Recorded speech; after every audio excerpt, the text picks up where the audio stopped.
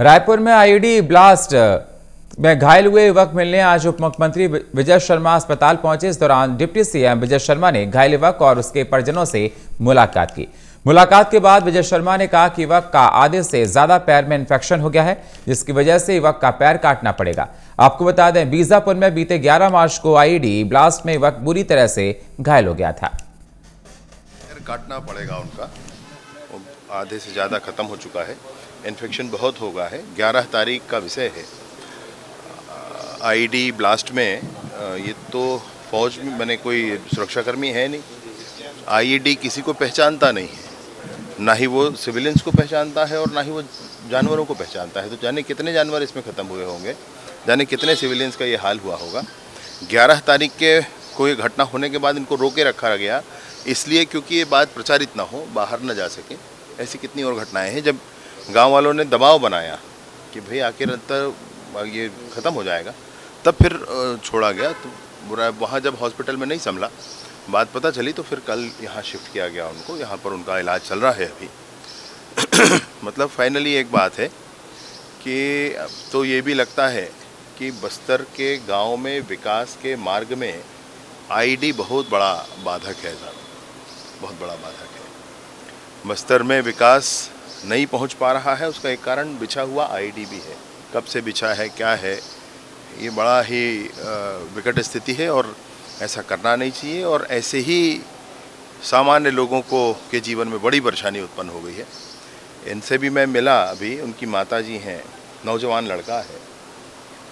बहुत बहुत दर्दनाक है सब कुछ।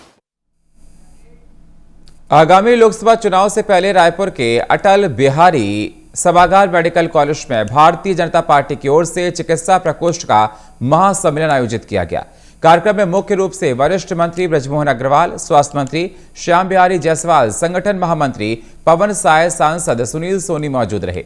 वहीं महासम्मेलन को लेकर स्वास्थ्य मंत्री ने श्याम बिहारी जायसवाल ने कहा कि हर राजनीतिक पार्टी सभी वर्ग और समाज के सभी क्षेत्र को अपने पक्ष में करने का प्रयास करती है। देखिए, हर राजनीतिक पार्टी सभी वर्ग को, सभी समाज को, सभी क्षेत्र को अपने पक्ष में करने का प्रयास करती है। वैसे आज का ये कार्यक्रम हमारा रूटीन कार्यक्रम है। चुनाव के पूर्व भी हमारा भारतीय जनता पार्टी का जो चिकित्सा प्रकोष्ठ है, ये पूरे देश में कार्यक्रम चलता है। जब चुनाव नहीं होता है फिर भी चलता है, परंतु आज का ये कार्यक्रम चिकित्सा प्रकोष्ठ का ये विशेष रूप से उन सभी भारतीय जनता पार्टी के विचारों से जुड़े हुए चिकित्सकों का एक समूह का है, जो आने वाले समय में भारतीय जनता पार्टी के संगठन के साथ सरकार को भी कई मामलों में ये लोग जमीनी बात को बताने का काम, जो योजनाएं बनेंगी उसके लिए ये सारे जो बुद्धिजीवी डॉक्टर हैं हमारे लिए सहायक होते हैं। और आज का कार्यक्रम भारतीय जनता पार्टी का चिकित्सा प्रकोष्ठ का है। लिए अमेठी का वो कहीं का भी सीट बेमन से किसी के ऊपर लाद दिया जा रहा है। अब छत्तीसगढ़ में ही देख लो, कवासी लखमा बोल रहे थे कि बेटे के लिए दुल्हन लेने गया था, मेरे को ही दूल्हा बनाकर भेज दिए। तो बेमन से सब चुनाव लड़ रहे हैं।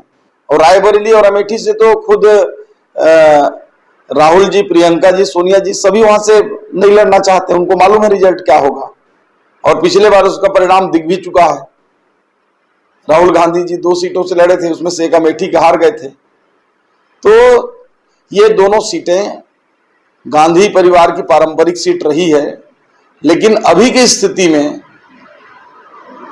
कोई भी कांग्रेसी हिम्मत नहीं कर रहा है। तो गांधी परिवार का भी कोई सदस्य मुझे नहीं लगता कि उसमें लड़। छत्तीसगढ़ की सभी 11 लोकसभा सीटों पर दोनों प्रमुख दल बीजेपी और कांग्रेस पूरी ताकत के साथ मैदान में उतर चुके हैं, जिसको लेकर आज रायपुर में बीजेपी प्रदेश अध्यक्ष दीपक बैज ने प्रेस कॉन्फ्रेंस का आयोजन किया। इस दौरान कांग्रेस प्रदेश अध्यक्ष दीपक बैज ने बीजेपी पर निशाना साधा है। उन्होंने कहा कि कांग्रेस किसी मोर्चे पर पीछे नहीं है। साथ ही उन्होंने कांग्रेस के पूरी मजबूती से चुनाव मैदान में लड़ने की बात कही। साथ ही विपक्षी नेताओं के बीजेपी में शामिल होने पर उन्होंने कहा कि जिन्हें सत्ता सुख चाहिए वे बीजेपी ज्वाइन कर रहे हैं। कांग्रेस का जो सच्चा सिपाही है वो कांग्रेस के संघर्ष में साथ खड़ा है।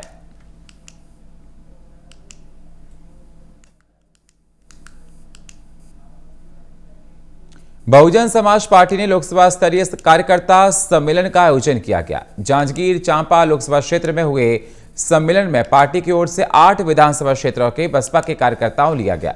सम्मेलन में बसपा ने कद्दावर नेताओं ने लोकसभा चुनाव को लेकर कार्यकर्ताओं को टिप्स दिए। वहीं सम्मेलन में लोकसभा प्रत्याशी को भी कार्यकर्ताओं का भरपूर सहयोग मिल रहा है। सम्मेलन के दौरान बसपा के प्रत्याशी रोहित डहरिया ने क्षेत्र के सभी कार्यकर्ताओं को धन्यवाद देते हुए कहा कि कमेटी ही नहीं बल्कि क्षेत्र के सभी कार्यकर्ताओं के सहयोग से लोकसभा प्रत्याशी घोषित किया गया है। साथ ही रोहित ने बसपा सुप्रीमो मायावती का विशेष रूप से धन्यवाद करते हुए कहा कि मैं मायावती दीदी का बहुत बड़ा आभारी हूं, जिन्होंने छोटे से कार्यकर्ता को टिकट देकर लोकसभा प्रत्याशी बनाया है।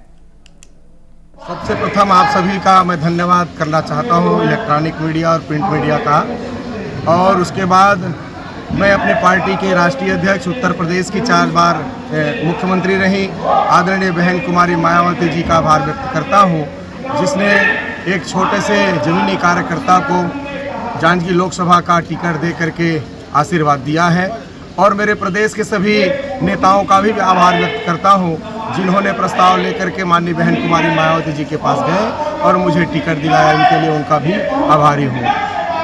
मैं आपको बताना चाहता हूं कि यहाँ पर कांग्रेस और बीजेपी 70 साल से राज करते आ रहे हैं, चाहे वो केंद्र में हो चाहे स्टेट लेवल पे हो, लेकिन लोगों का भलाई आज तक नहीं हुआ।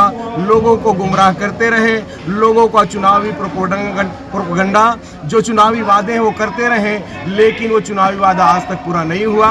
मैं निश्चित ही अपने मतदाताओं के पास जा करके उनके जो विरोधी जन विरोधी नीति है उनको लेकर जाऊंगा और मुझे निश्चित ही मतदाता आशीर्वाद देंगे।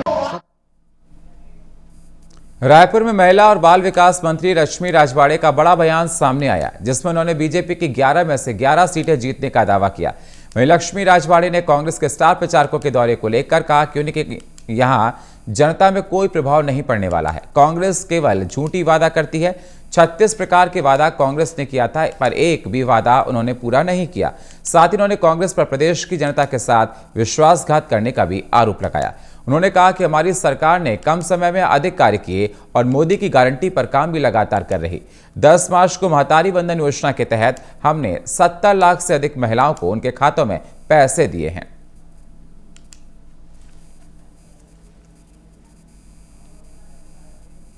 जांजगीर चांपा के पीतमपुरा में रंग पंचमी के मौके पर बाबा कालेश्वर नाथ की धूमधाम से बारात निकाली गई, जिसको लेकर यहां देश के विभिन्न अखाड़ों के नागा साधु शामिल हुए। आपको बता दें, देश के तमाम अखाड़ों से आए नागा साधु बारात में शामिल होकर अपने शौर्य प्रदर्शन कर रहे। इस दौरान वे ढोल, ताशे, नगाड़े और बैंड की धुन के साथ शिव जी की बाराती बनकर थिरके। इस दौरान चांदी की 1.5 क्विंटल पालकी में पंचमुखी शिव की प्रतिमा को सवार रहती है, जिसके बाद हसदेव नदी में नागा साधु शाही स्नान कराने के बाद शिवजी की प्रतिमा को मंदिर में स्थापित किया जाता है।